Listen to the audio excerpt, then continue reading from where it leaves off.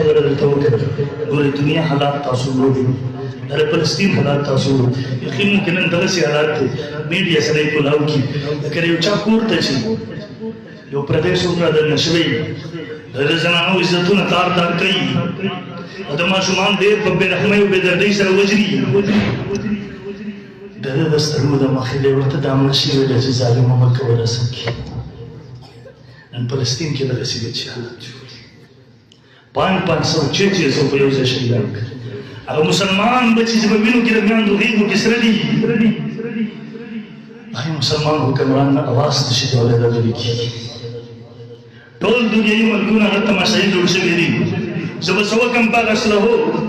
مونږ به څه وکړو په هغه تفکرو باندې په هغه کبونو باندې په هغه فوجونو باندې په هغه لښکرو باندې په هغه مالونو باندې چې کوم زما د مقدساتو حفاظت نشي کولی کوم د مسلمان بچي په حق کې ناره نشي درندولی او حکمرانانو رب ته به جواب ورکوئ مسلمانانو ورونو یاد وساتئ الله پیغمبر فرمایلی اذا ترکتم الجهاد فسلط الله علیکم الذلة مسلمانانو کله چې د جهاد جذبه ختمه شي الله به باندې ذلت مسلمت کې الله پیغمبر فرمایلی یو وخت به راشي کافران به تاسو داسې راپورته کېږي څنګه چې په هغې په دسترخوان باندې په ډوډۍ راغونډه کېږي صحابه فرمایي الله پیغمبره په دغه وخت کې به مونږ کم یو نه تاسو به ډېر یې لیکن ستاسو د زړونو نه به هغه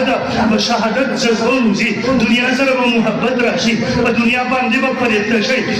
د مرګ نه به نفرت وشي وجه به دغی مسلمان کو به نن موته د علماو توحید کړی دی تر ننه پورې د رب سره تعلق نه دی جوړ کړی یاد وساته نن چې په فلسطین کوم حالات دي که حالات راوني الله دې نو سبا ته دا حالات به مونږ کوي دیو جن نن توبه وباسئ ملک تاسو ګورئ د وخت کې کل کړه د فلسطینیانو د مقدمې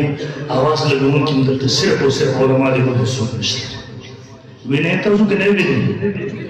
وینې که نه ولیدئ هسې نه سبا ته به مونږ راشي کفر نن داسې تقسیم کړی یو مسلمان د بل تپوس نشي کولی کفر ټول په یو طرف باندې دی اسرائیل څه حیثیت نه لري هغه په شا امریکا ولاړه ده برطانیې ولاړه ده فرانس ولاړ دی دنیایي کفر ولاړ دی دا ورنه لرې که قسم د اسرائیل د 5 منټو کار نه دی اسرائیل څه حیثیت نه لري لیکن نن مسلمان د مسلمان په حق کې انانه نشي درلولی اواز نشي لګولی هغې نن وخت دی چې کم از کم مونږ د هغوی د حمایت څنګه ولرو خپل رب ته ژړا وکړو رب ذوالجلاله د وتلو لاره هم ورته نشته دی رب ذوالجلاله آواز هم نه ورسېږي الله کم آواز اوري موږ ډېر بېوسه یو رب ذوالجلاله سبا ته کې زما په کور زما په بچو ته له حالاتو نه زه بس جواب ورکړم هغې لپاره نن د علماو مټې مضبوطې کوي کلکوالی وکړي قسم دی دغه خلک دا ستا په مقدساتو باندې غیرت نشي کولی نن په مسجد اقصی